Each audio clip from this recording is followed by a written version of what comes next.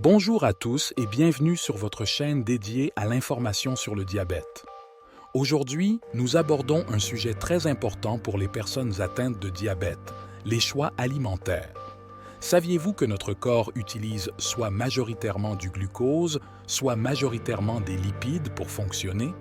Dans cette vidéo, nous vous expliquons rapidement pourquoi il est essentiel de comprendre cette dynamique pour non seulement maintenir un poids équilibré, mais aussi avoir de meilleures glycémies. Voyons voir cela rapidement. Le fonctionnement du corps. Notre corps est une machine complexe qui nécessite une énergie constante pour fonctionner.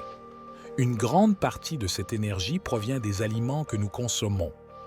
Lorsque nous mangeons des aliments riches en glucides, notre corps les décompose en glucose, une source d'énergie rapidement utilisable. Les lipides, également connus sous le nom de graisse, sont une autre source d'énergie essentielle pour notre corps. Cependant, contrairement au glucose, les lipides ne seront pas immédiatement utilisés comme source d'énergie. Ainsi, si nous consommons à la fois des glucides et des lipides dans la même journée, notre corps privilégiera l'utilisation du glucose comme carburant principal. Stockage des lipides et prise de poids. Lorsque notre organisme utilise principalement le glucose comme source d'énergie, les lipides que vous consommez seront stockés dans les cellules adipeuses, ce qui peut, à terme, entraîner une prise de poids parfois importante si ces lipides ne sont jamais utilisés. C'est pourquoi il est primordial pour les personnes atteintes de diabète de surveiller leurs apports en lipides, surtout lorsqu'ils sont associés à une consommation importante de glucides, car ces deux macronutriments ne sont pas utilisés en même temps. Une solution toute simple pour maigrir et avoir de meilleures glycémies. Pour garder la ligne et mieux gérer sa glycémie, manger moins de graisse peut faire une grande différence.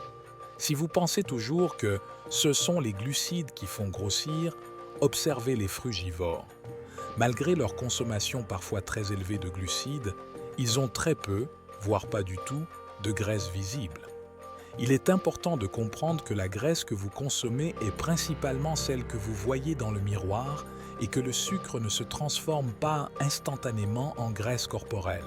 Cependant, si vous consommez trop de sucre raffiné, comme c'est le cas de nombreuses personnes, il peut finir par être stocké sous forme de graisse dans votre corps par le biais du processus de lipogenèse.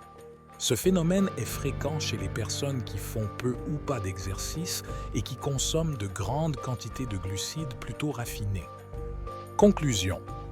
Il est important pour les personnes atteintes de diabète de savoir comment leur corps utilise le glucose et les lipides pour fonctionner, ce qui n'est malheureusement jamais expliqué aux patients atteints de cette pathologie.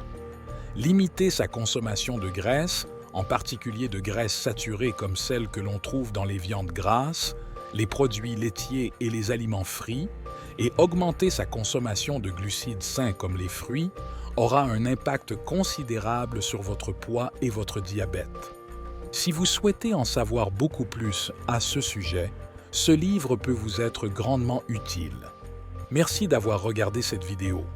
Si elle vous a été utile, n'oubliez pas de mettre un pouce vers le haut et de vous abonner à la chaîne pour obtenir d'autres contenus pertinents. Restez à l'écoute et prenez soin de vous. À bientôt.